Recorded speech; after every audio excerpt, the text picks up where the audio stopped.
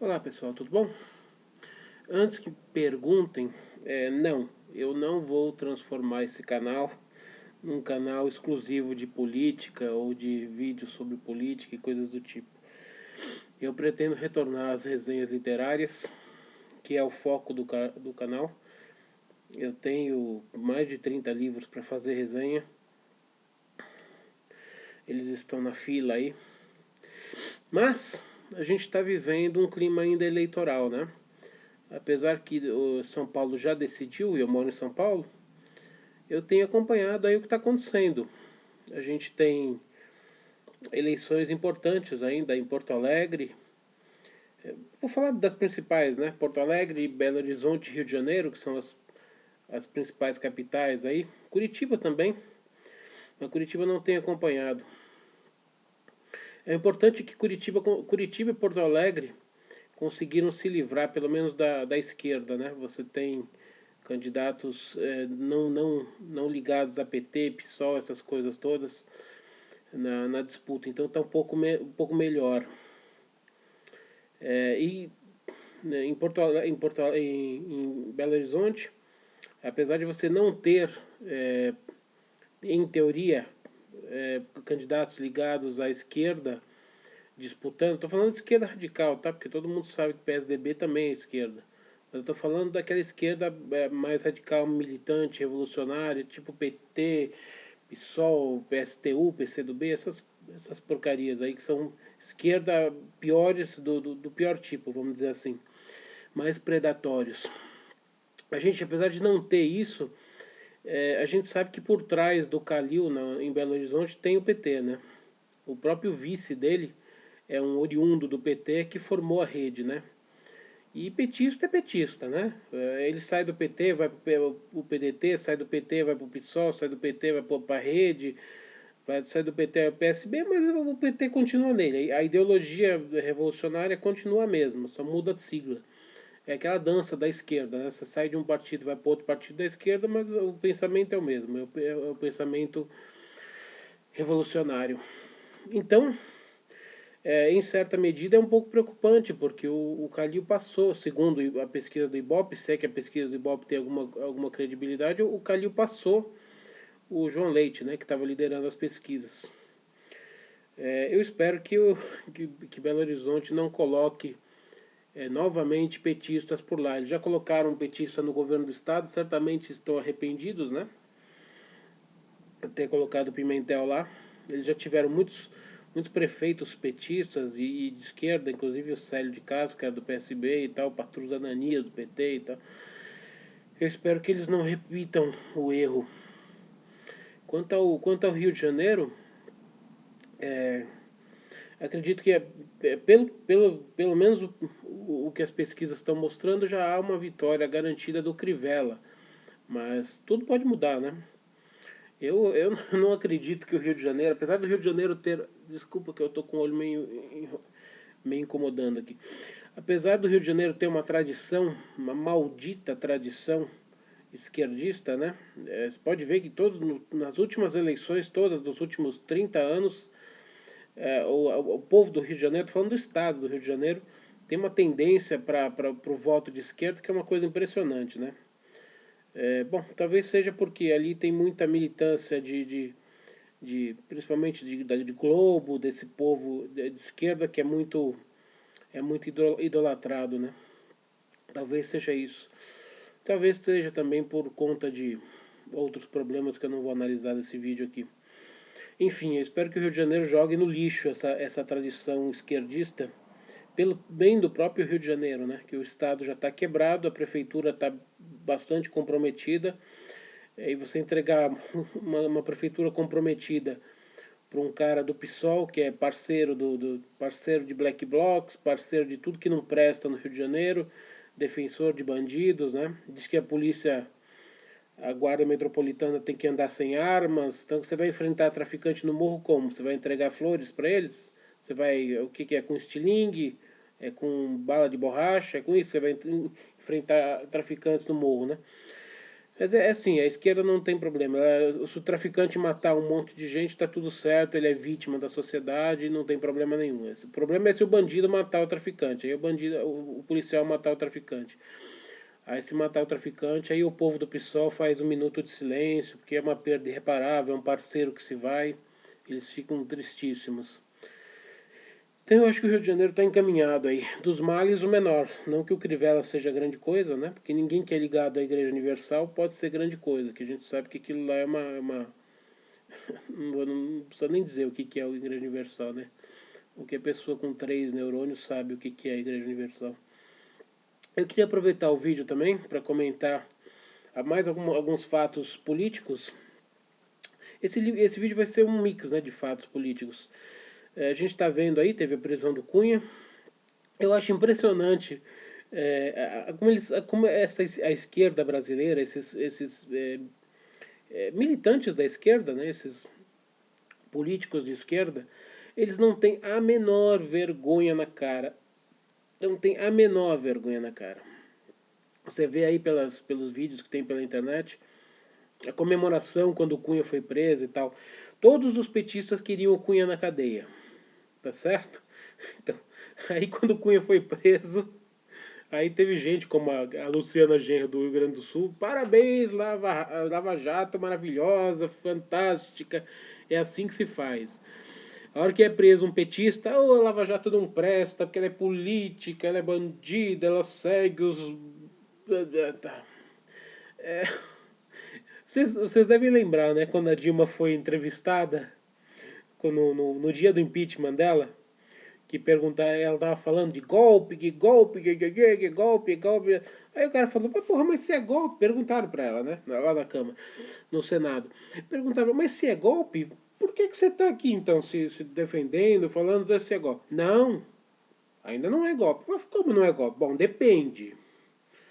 Ou seja, olha a mentalidade de esquerda. Veja se isso é uma coisa de uma pessoa normal. Veja se é uma coisa que você pode levar a sério. Não, ainda não houve o golpe. Pode ser que aconteça. Ou seja, se eu for inocentada, não tem golpe. É democracia. Eu provei aqui a minha inocência e estamos na democracia. Se eu for caçada, não, aí é golpe. Como assim? Aí é golpe. Eu perdi, é golpe. Assim, eu não sei como alguém consegue levar isso a sério. Assim.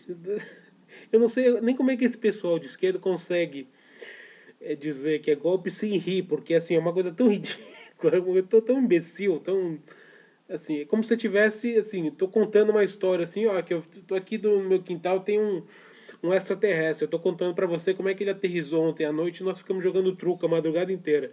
E eu falo isso pra você assim, sem rir, assim, na maior cara de pau e querendo que você acredite nisso. É exatamente isso que eles fazem. É um negócio impressionante como eles têm como eles conseguem falar, mentir desse jeito, contar essas histórias imbecis, esses chavões idiotas, sem rir, assim, levando a sério a coisa. Eles têm eles têm um treinamento de ator, né? Eles têm um treinamento para você, para falar, para mentir, para falar aquilo que nem eles acreditam, mas porque eles querem que você acredite, que é uma coisa impressionante. Ainda nessa pegada, eu assisti um vídeo do Mamãe Mamãe Esquerda, não sei, agora não lembro o nome do. É um canal, eu vou deixar o link embaixo. Vou deixar o link na descrição.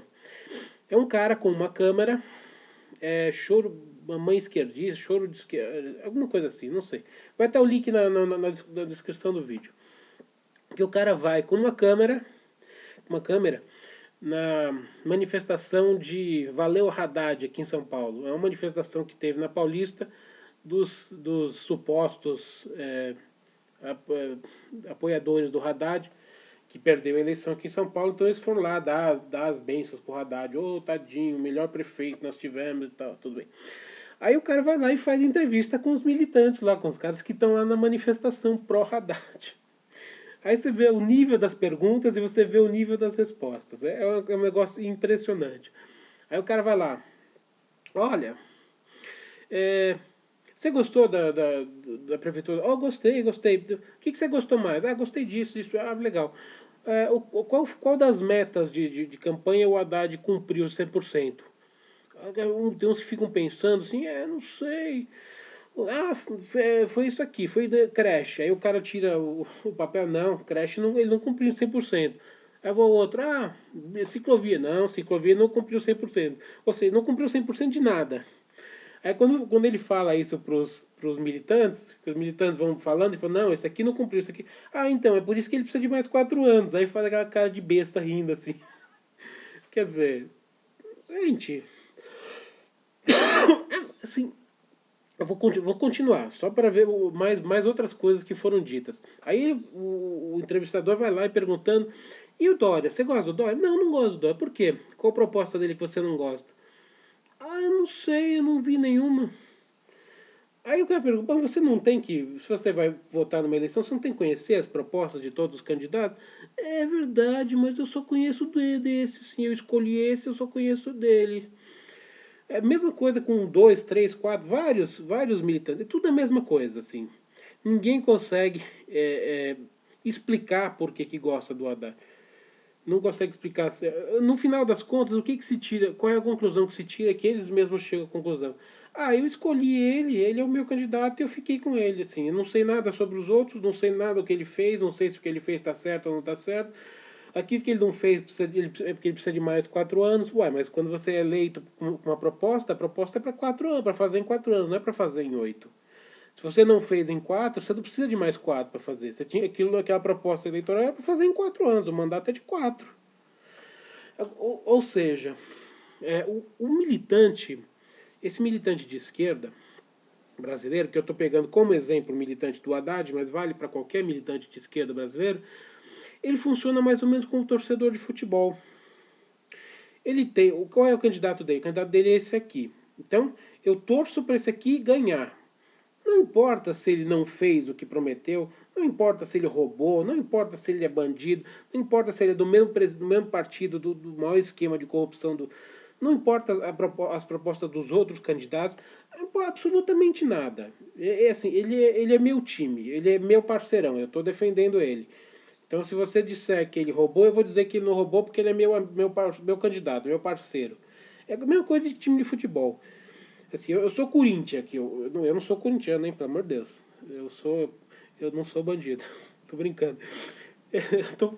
Time de futebol, vamos, por exemplo, eu sou Corinthians, assim, então todo mundo que falar contra o meu time de futebol, eu vou rebater. Falar foi pênalti, o juiz roubou. Não, não roubou.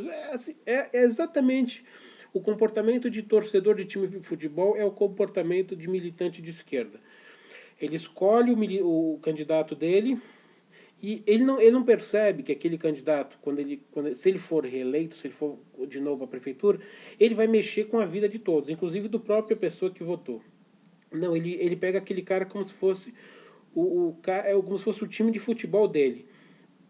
Tudo que ele disser é perfeito, tudo que ele disser é correto, ele não mente, ele é perfeito, ele é honesto, ele é justo. O que ele prometeu fazer que não conseguiu fazer, sempre vai ter alguma desculpa, é porque ele precisa de mais tempo, é porque não deu, porque atrapalharam, porque. Assim. Ele não tem uma visão crítica sobre o próprio candidato que ele escolheu. O candidato que ele escolheu, ele tem uma visão é, endeusada do candidato. O candidato que ele escolheu é a perfeição, ele é o Deus. Então ele não tem defeitos, ele só tem qualidades. E se alguém apontar algum defeito, eu vou fazer o possível, mesmo que seja mentindo, para defender e dizer que aquilo lá é uma qualidade. Então, quando as pessoas brincam, quando a gente está discutindo numa roda de amigos, aí num bar ou em qualquer lugar, você começa a discutir algum assunto mais polêmico, aí sempre vem aquele, não, política, futebol e religião não se discute. Não, não, não, não, não, não, não. Futebol não interfere na vida de ninguém. Se você escolher o Corinthians, o Flamengo, o Santos, o Palmeiras, é problema seu. Se ganhou, se perdeu, não muda a vida de ninguém. Você vai ficar mais triste ou mais feliz, mas não muda a sua vida prática. Não muda a sua vida econômica, não muda a sua vida política, não muda a sua vida social, não muda nada. Só muda se você vai ficar mais triste ou mais feliz. A sua religião, se você tiver alguma, se você escolher a errada, a certa, se você não escolher nenhuma, só vai mudar a sua própria vida. Não vai mudar em nada a vida dos outros. Agora, a religião não.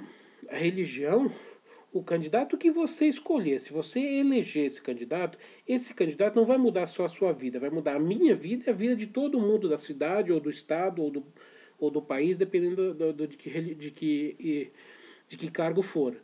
Então, política se discute sim, porque as pessoas que votam errado e colocam gente errada na prefeitura, não, o prefeito que for colocado de maneira errada, ele não vai danar só a vida dos seus eleitores, ele vai danar a vida de todo mundo, até de quem não votou nele. Então, religião e futebol não se discute, é perda de tempo. Agora, política se discute sim, porque política mexe com a vida de todos, afeta a vida de todos. Pode melhorar ou pode prejudicar a vida de todo mundo. Então, política é um assunto que se discute.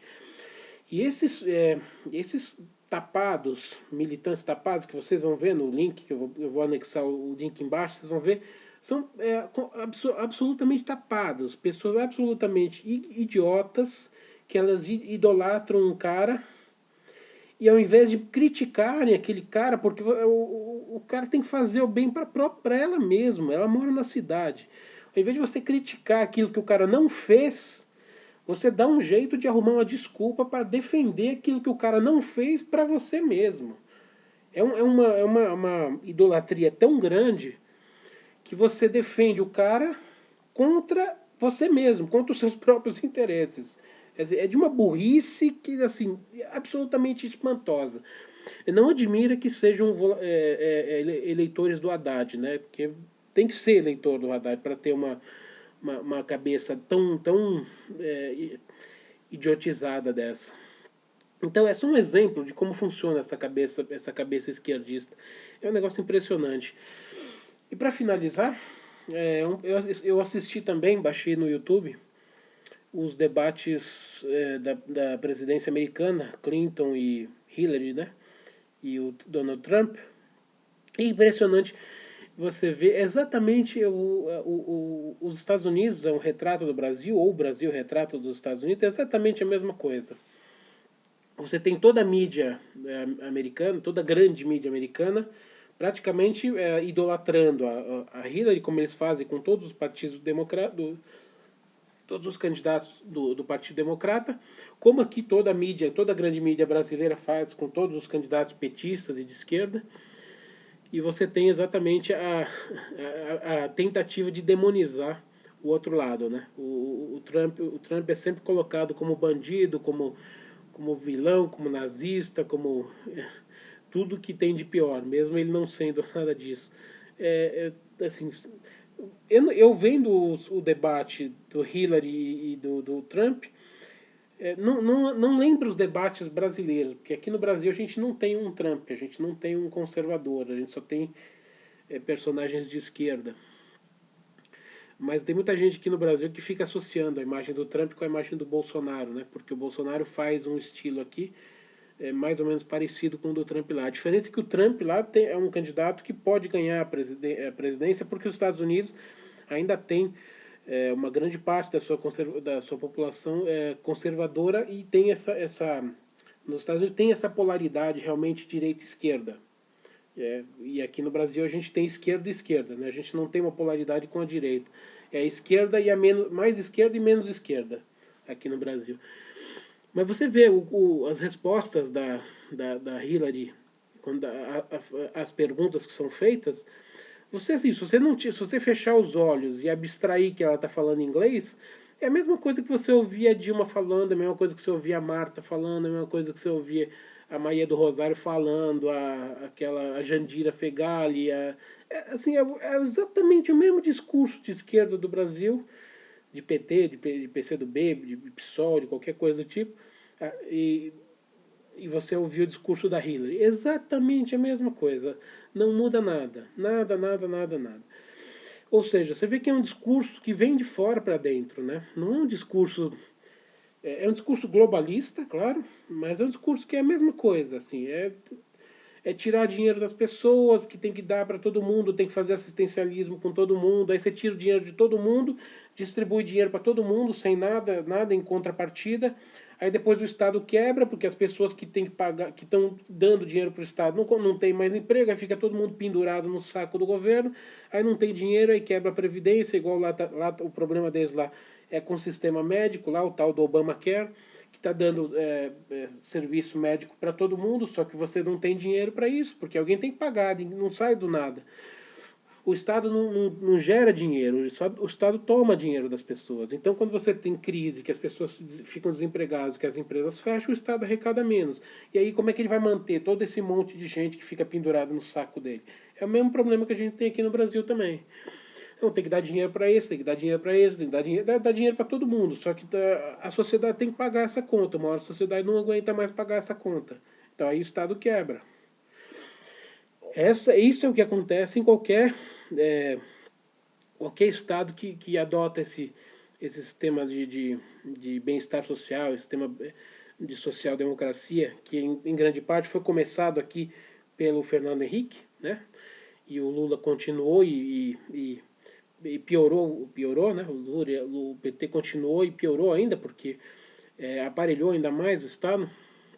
Mas essa social-democracia já quase quebrou a Inglaterra, já quase quebrou a França e vários outros países, porque não tem como você dar dinheiro para todo mundo, distribuir dinheiro para todo mundo sem contrapartida nenhuma. Não dá para você ter milhões de pessoas recebendo sem trabalhar, porque quem está trabalhando não vai aguentar pagar essa conta. É uma coisa óbvia, né? Que só esse povo de esquerda que não consegue ver. E os sistemas às vezes dão errado em todos os países. Dão errado, dão errado, dão errado. E os caras continuam insistindo que essa merda vai funcionar, que essa merda é a melhor coisa possível, que é isso que tem que ser colocado em prática e tudo mais. E, claro, tem todo o suporte da mídia, né? Que está toda comprada por essa ideia. Essa ideia que não funciona em lugar nenhum do mundo, mas os caras acham que assim, é a mentalidade da estupidez. Não funcionou em lugar nenhum do mundo. Ah, mas o bom é esse. Mas um dia vai funcionar. Então a gente vai ficar tentando e quebrando todos os países até conseguir fazer funcionar um dia em algum lugar. É uma tristeza. É uma tristeza porque parece que se as pesquisas não forem falsificadas, né? Que também isso acontece muito, não só aqui, mas nos Estados Unidos, pelas pesquisas a Hillary está na frente. Agora, se ela ganhar, não tem muita diferença, são mais 4 anos de Obama. O Obama provavelmente é o pior presidente dos últimos 20 ou 30 anos dos Estados Unidos. A dívida dos Estados Unidos é monstruosa, é de 20 trilhões. Eles estão com o Estado quase quebrado, porque esse plano de saúde do Obama, esse plano de previdência do Obama praticamente quebrou o Estado. O Obama está permitindo que milhares de imigrantes muçulmanos se instalem nos Estados Unidos sem saber quem são e de onde vêm. Você já tem lá quase 4 mil mesquitas espalhadas pelos Estados Unidos. Uma hora esse povo, que é ligado à fraternidade muçulmana, eu já fiz vídeo sobre isso aqui no canal, uma hora esse povo vai começar a implodir os Estados Unidos de dentro para fora. Não precisa de uma invasão externa. A hora que você tem milhões de pessoas, inimigos espalhados dentro do seu próprio território, você começa a criar o terrorismo dentro do próprio Estado. Aí não adianta você vigiar aeroporto, vigiar porto, porque os inimigos já estão dentro do seu Estado, já estão vivendo ali, morando ali. Então, e a Hillary só vai continuar facilitando isso. E uma das coisas que o Trump quer evitar é exatamente isso. Exatamente evitar que os Estados Unidos acolham como imigrantes inimigos. Porque uma coisa é você ser muçulmano. Outra coisa é você ser muçulmano militante da fraternidade islâmica, do ISIS, do Hamas ou de alguma outra dessas entidades terroristas. Então são duas coisas diferentes. Aqui no Brasil nós temos muitos muçulmanos. Mas uma coisa é você ser muçulmano, outra coisa é você ser muçulmano que está de acordo com esse terrorismo muçulmano, esse terrorismo religioso. Então, resumindo tudo aqui, a gente tem uma boa perspectiva em Curitiba e em Porto Alegre de se livrar da esquerda. Aliás, Porto Alegre e Curitiba já se livrou da esquerda. O Rio de Janeiro está com uma boa vantagem do Crivella sobre o Freixo. E o problema é Belo Horizonte, que o Calil é um candidato que tem uma certa ligação com o PT, ao contrário do João Leite. E pela pesquisa do Ibope parece que inverteu. Eu espero que nas urnas se confirme a vitória do PSDB. Não que o PSDB seja bom. É naquela mesma história que eu já disse aqui do Dória e de outros candidatos. A gente aqui no Brasil, a gente tem que votar pelo menos pior, porque já que não dá para votar no melhor, tem que ser o menos pior. É o que tem para fazer. E finalizando com os Estados Unidos, eu espero que depois de 8 anos de Barack Obama, o povo americano tenha sentido na bunda essa política americana, como doeu, como empresas fecharam, como empregos foram perdidos, como as pessoas estão com impostos altíssimos, porque ele teve uma sobrecarga de impostos nos últimos anos, que foi um negócio absurdo também, porque é uma das coisas, é um dos componentes da esquerda, né? Como eles querem fazer projeto social, eles querem abraçar o mundo inteiro, querem dar dinheiro para todo mundo, eles têm que tirar dinheiro de alguém. Então eles têm que aumentar o imposto do povo que trabalha, né? O povo que trabalha é que tem que pagar a conta, evidentemente. Tanto lá quanto aqui é sempre a mesma coisa. Então é isso. Eu acho que esse vídeo foi um pupurri aí dos principais fatos políticos da semana. Eu acho que vou tentar fazer isso. Vou fazer um vídeo por semana desses fatos políticos e vou continuar com a resenha de livros, mas deixa terminar o período de eleições, porque enquanto as eleições não terminam, aqui no Brasil é dia 30 de outubro, a segunda fase da eleição, né? O segundo turno, e nos Estados Unidos é em novembro, não sei exatamente que dia. Então, a partir de novembro, quando terminarem essas eleições, aí a gente não vai ter muita coisa política para dizer, se bem que a Lava Rápido continua, a gente sempre vai ter fatos políticos. Muito provavelmente vamos ter um Lula preso aí, daqui talvez uma semana, um mês, porque já foi Cunha, agora o próximo passo é Lula, né? Se ele não escapar, né? Porque ele está tentando escapar. O Lulinho, o filho dele, já está no Uruguai, né? Se ele puder, ele escapa do país, porque ele sabe que ele vai preso. Ele fica naquele chororô lá de que sou inocente, mas ele sabe que vai se danar, que ele vai preso. Então, se ele puder escapar antes de ser preso, ele vai tentar. Então é isso, vou tentar fazer um vídeo semanal falando sobre os principais fatos políticos, porque tem alguns inscritos do canal que estão pedindo isso. E aí, depois de terminarem as eleições, a gente retorna. A gente não, eu retomo com as resenhas. Tenho muitas resenhas para gravar e tem algumas já gravadas que eu preciso soltar. Mas, por enquanto, focando nos aspectos políticos, que a gente está ainda em clima de eleição. Tá bom? Então é isso aí. Uma saudação e até a próxima.